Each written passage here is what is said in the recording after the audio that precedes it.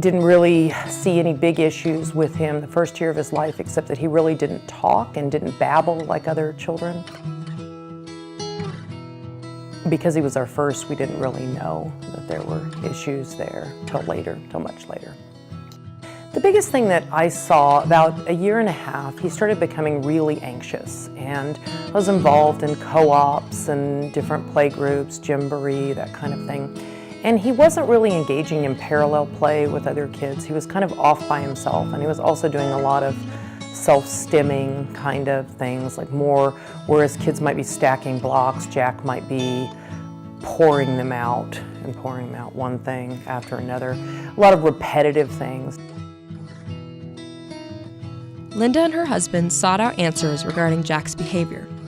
Specialists and doctors told them Jack fell in a gray area and that he didn't quite fit on the autism spectrum.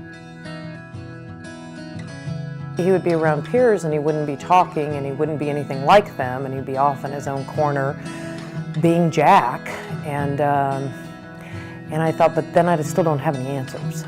They continued to seek out a diagnosis. Specialists diagnosed Jack with mental retardation and pervasive developmental disorder, but the answer wouldn't come until later. In a lot of ways, I felt really isolated because he couldn't really play with other kids. I found going to co-op and groups like that really hard because Jack wasn't like other kids, and it really began to be more and more obvious or illuminated when we were in those kinds of groups. So that was really difficult. When Jack was 5, Linda gave birth to triplets. Jack adored being a big brother to 2 younger sisters and a little brother. Over time, Linda and her family started to become more familiar with Jack's behavior and his mannerisms. Now, Jack goes to school and volunteers at Safeway. Though he lives in a group home during the week, he comes home on weekends where he likes to spend time with his siblings, playing with his cat, and looking through old pictures.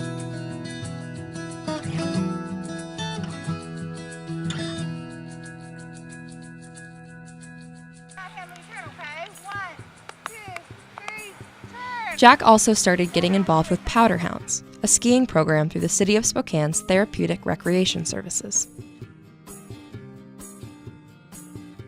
Spokane Powder Hounds is a ski and snowboard team. We are funded through the City of Spokane Parks and Recreation Department and the taxpayers of Spokane. We are in partnership with Mount Spokane Ski and Snowboard Resort. So we ski up at Mount Spokane on Saturdays throughout the winter.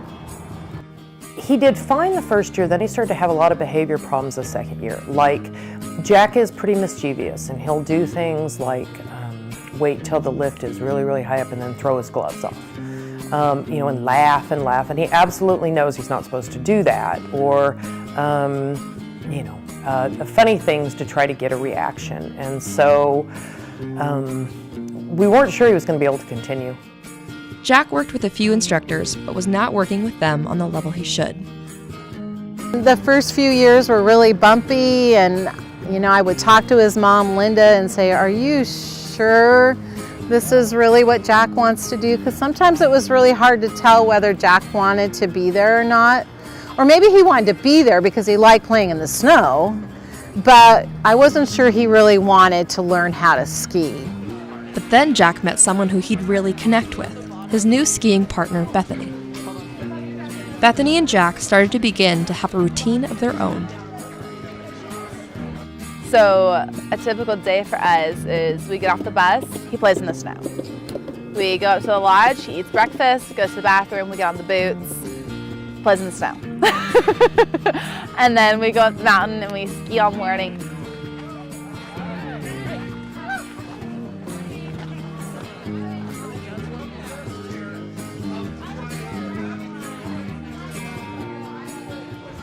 Jack had a breakthrough with Bethany. I don't think it was really me that did it. It's all Jack. He just paid attention, I guess. He responds really well to me. Jack had worked with other instructors before, but something with Bethany clicked. They were using negative feedback. So if you don't do this, we'll tell your mom. If you don't do this, we'll tell your caregiver. So it's like that negative reinforcement versus like, if you do this, we get to stop and play in the snow. You know, so like changing how we interacted with him once we started learning what he responds to was a big part of it. And then, you know, just slowly working on things and challenging him. Since first joining Powderhounds, Jack has seen a big transformation. He has changed from being almost non-communicative. Like, he communicates with me now, he tells me what he needs. He'll say if he has to go to the bathroom, he'll tell me when he's hungry, he'll tell me when he needs a break. Versus when he first started working with him, he'd just stop. He'd just sit down on the middle of the mountain, just stop altogether. So that's a huge difference. So it would take him 10 minutes and then a 5-minute break halfway down. Versus now he can ski the whole mountain. He can go up any chair on the mountain and ski down, which is amazing. Not all the students can do that.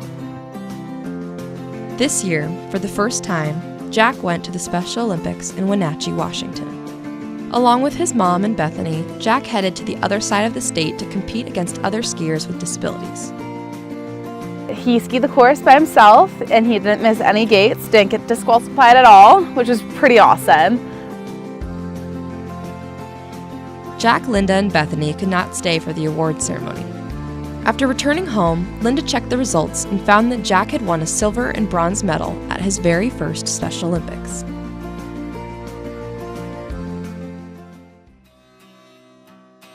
I feel like I've learned a lot from Jack. He has kind of taught me to stop and appreciate the little things. I can't take life so seriously.